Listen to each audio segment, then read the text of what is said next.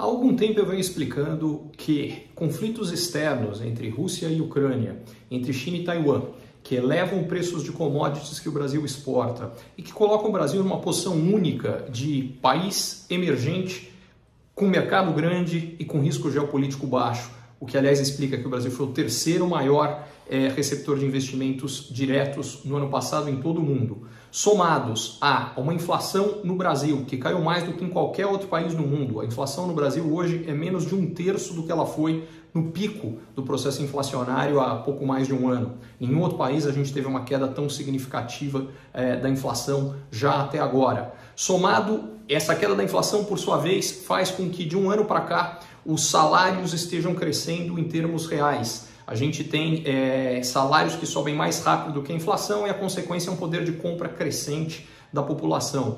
Por fim, é uma recuperação do emprego que vem com bastante força. No início da pandemia, o Brasil perdeu 10 milhões de empregos, mas de lá para cá a gente recuperou os 10 milhões e 7 milhões a mais. Mais gente empregada, com mais poder de compra, economia mais forte. E por conta disso tudo, eu venho dizendo que a economia brasileira vai surpreender e crescer mais do que as pessoas imaginam. Isso aconteceu ano passado.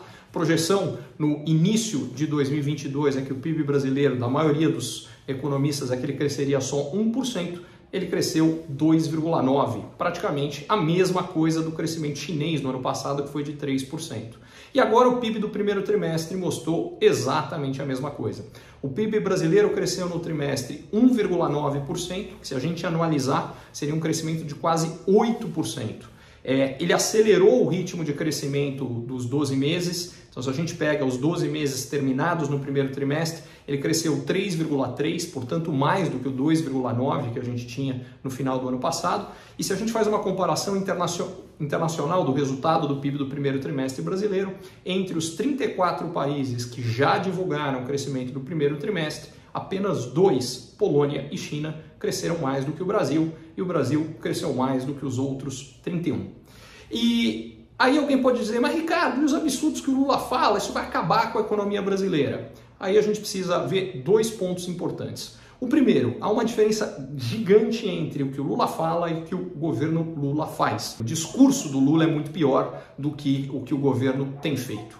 O segundo ponto é que soma-se a isso que, Ricardo, então você está falando que não tem consequência, porque ainda assim houve piora na qualidade da política econômica.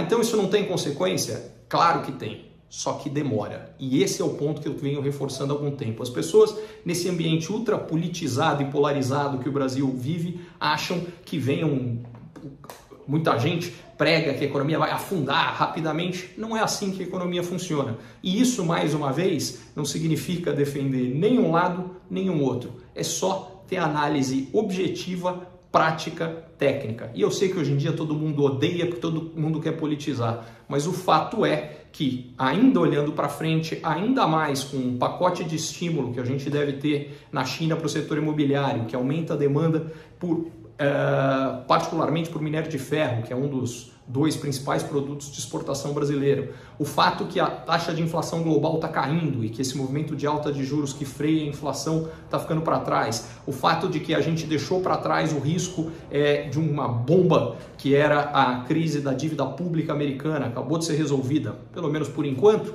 Tudo isso sinaliza que o PIB brasileiro vai continuar surpreendendo positivamente nesse ano e muito provavelmente a gente vai ter algo parecido com o ano passado. Começou o ano, o pessoal esperando o crescimento do PIB esse ano na faixa de 1%, e eu desconfio que provavelmente ele vai estar muito mais perto dos 3% do que do 1%.